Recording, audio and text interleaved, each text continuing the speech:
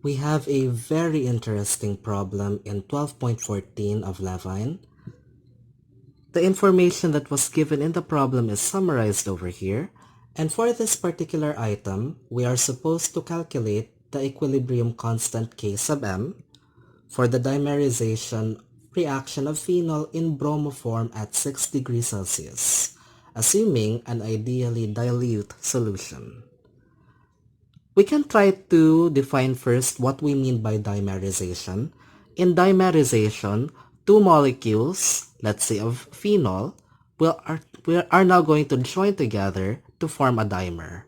So in this case, you have two molecules of phenol undergoing an equilibrium reaction to form the dimer C12H12O2. Now for this one, it might be useful for us to compute the molar masses now. Both of the phenol, let's call it as MP, and also for your dimer, let's call it as MD.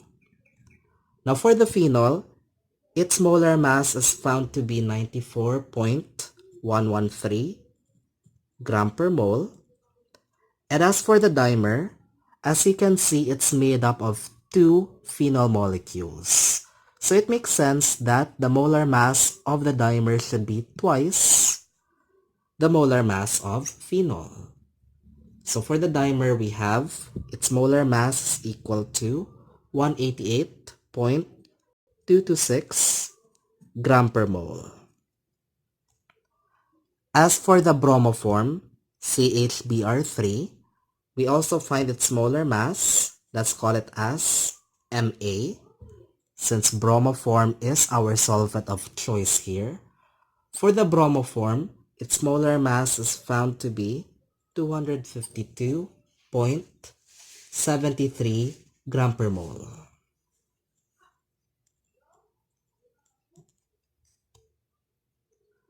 With all of those values already given, we should be able to use our freezing point depression formula. Delta T F should be equal to the negative of Kf times the molality of all the solutes that are in our solution.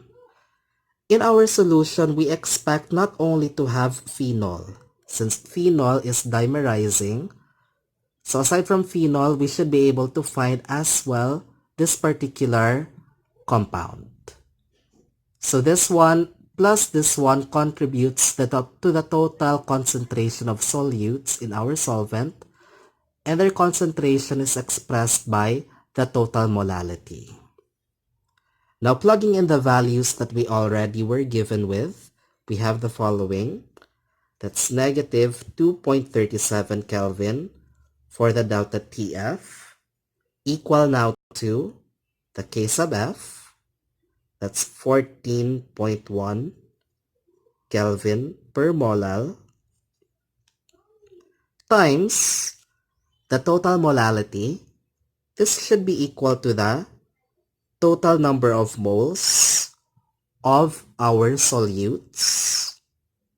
Again, that is the amount of the phenol plus the amount of dimer that is present to us, divided by the mass of our solvent, which is bromoform. So we express that value in kilogram. From this, we should be able to compute the total number of moles of solute that is present. That's the N total. N total is now found to be, from our calculators, equal to 0.0168 moles. So this value right here, we need to be able to store this in our calculator. In that way, we should be able to access this exact value later on.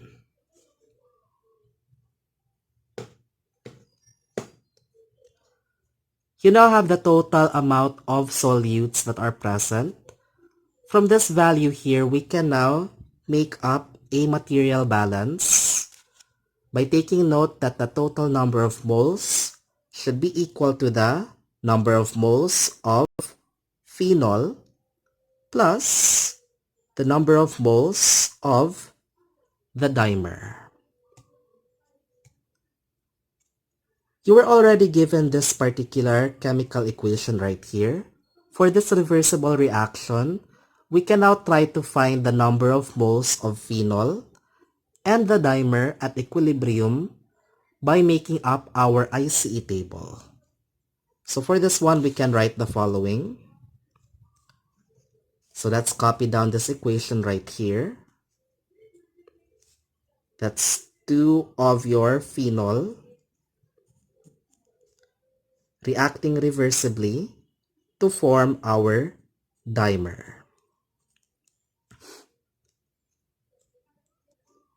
We now try to list down the initial number of moles of the phenol and dimer, the changes in its amount, and also its equilibrium amount, so that we have the following. Initially, no dimer is present, so we simply write here 0. And as for your phenol, originally you were given 2.58 grams of it present. So we can simply convert 2.58 grams of the phenol into the number of moles by using the molar mass that we've computed here.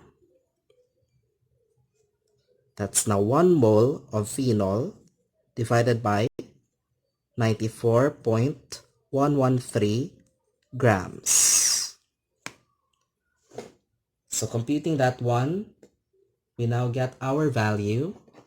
The number of moles of phenol originally present is already stored in our calculator. That's now equal to 0.0274. So let's write it down in our ICE table. As this particular reversible reaction proceeds, we expect to see a change of negative 2x in the amount of phenol that we have. And for every change of negative 2x in the amount of phenol, we expect that x moles of dimer is being formed. So for our equilibrium value, we should be expecting to get 0.0274 minus 2x moles of phenol present. And as for our dimer, we should have x moles present at equilibrium. This value here should then be equal to the NP. And for this one, this now represents the number of moles of dimer ND. So replacing it now to our material balance over here, we have the N total, that's 0.0168 moles, is now equal to the equilibrium amount of phenol present, that's 0.0274 minus 2x, plus the amount of dimer present at equilibrium. So that's equal to x. Now simplifying this expression, we should be able to get the value of x as follows. So we have the following value now. So from our calculator, we access the stored values. That's A equal to the B, that's 0.0274 minus 2x plus x, or that's simply now equal to negative x.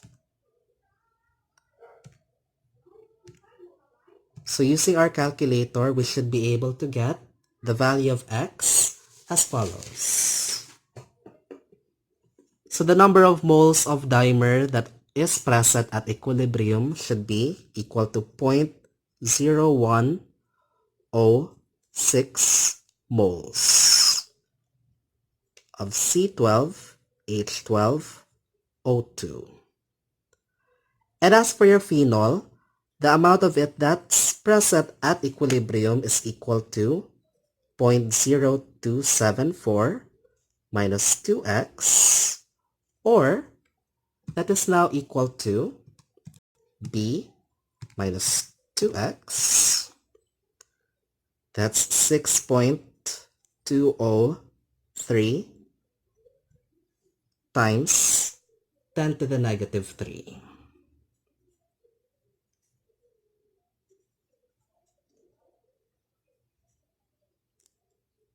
C6H5OH.